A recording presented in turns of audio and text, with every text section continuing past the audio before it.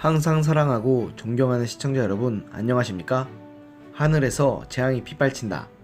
데일리 재앙 브리핑입니다. 서울중앙지방법원에서 대규모 환매 중단 사태로 커다란 투자자 피해를 초래해 수천억 원대의 펀드 사기 의혹을 받고 있는 옵티머스 자산운용의 경영진인 김재현 대표와 회사 임원 윤모씨, 2대 주주인 이모씨 등 3명에 대해서 구속영장을 발부했는데요.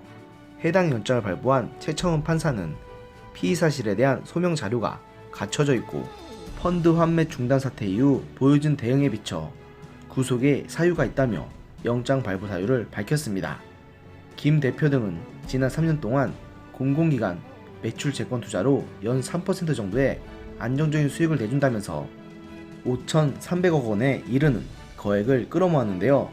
검찰은 이들이 서류를 위조해 이 씨가 대표로 있는 대부업체 등 여러 비상장 기업의 회사채로 투자하는 방식으로 돈을 빼돌린 것으로 보고 있습니다. 이미 1,000억 원이 넘는 투자금에 대해 환매가 중단됐고 만기를 앞둔 4,100억 원가량도 사실상 환매가 어렵게 된 상황이라 투자자들의 엄청난 피해가 불가피할 것으로 보이는 가운데 검찰은 이들을 상대로 펀드 자금의 구체적인 흐름 파악에 나설 것으로 보입니다. 또 이들이 여권 유력 인사 등과 깊은 관련을 맺어왔다는 의혹이 제기된 만큼 정관계 로비 의혹으로 수사가 확대될 가능성도 매우 큽니다. 이와 관련해 미래통합당은 7일 옵티머스의 총체적인 관리 부실을 배경에 여권 실세들의 영향력이 작용한 것 아니냐는 의혹을 제기하고 나섰습니다. 이들은 정권 실세들이 참여했던 남북경제문화협력재단 이하 경문협을 의혹의 핵심으로 지목했는데요.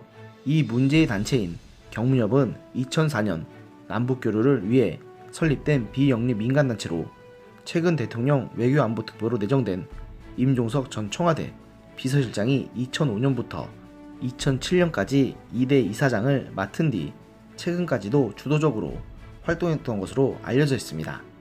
더구나 2018년부터 해외 도피 중인 옵티머스 자산운용의 설립자 이혁진 전 대표가 임 전 비서실장, 더불어민주당 송영길 의원 및 우상호 의원 등과 같은 시기에 경문협 이사로 활동했던 점에 주목하고 있습니다. 이 의혹을 제기한 미래통합당 조혜진 의원실에 따르면 이 전 대표가 CJ 자산운용의 임원이었던 2006년 3월 정기총회에서 경문협 이사로 선출됐고 이후 정치권에 발을 들였다가 2012년 19대 총선에서 당시 민주통합당 후보로 서울 서초갑에 전략공천을 받아 출마했다가 낙선했고 문재인 대선 캠프에선 금융정책특보를 맡았다고 합니다. 실제로 이 전 대표가 이 당시 문재인 당시 후보와 귓속말을 나눈 사진이 언론을 통해 퍼져나갔고 조국 전 법무부 장관 및 대표적인 친여 언론인인 김어준 씨 등과도 같이 찍은 사진도 같이 공개되면서 이 전 대표가 여권 인사들과 상당한 친분이 있는 것은 확실한 사실로 보입니다. 문제는 이 전 대표가 전처의 목을 조르고 폭행한 혐의로 1심에서 유죄를 선고받은 상태였어도 전략공천을 받았다는 것인데요.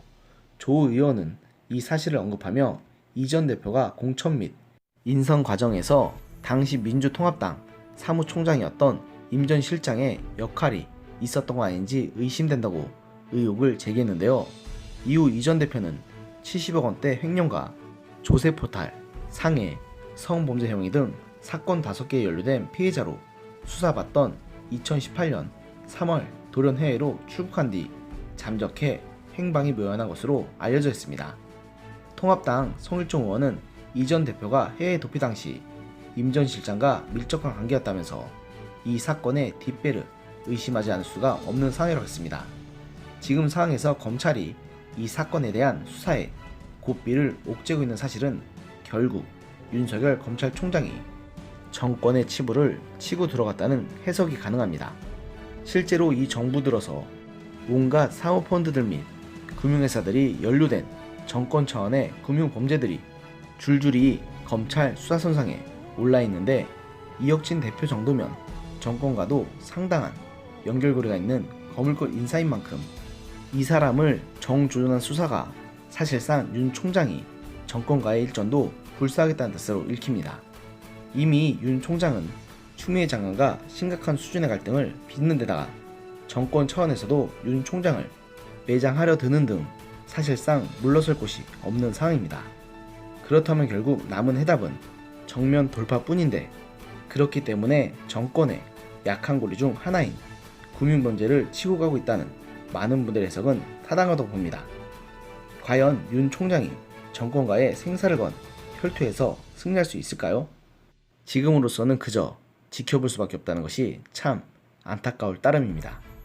오늘의 영상은 여기까지였습니다.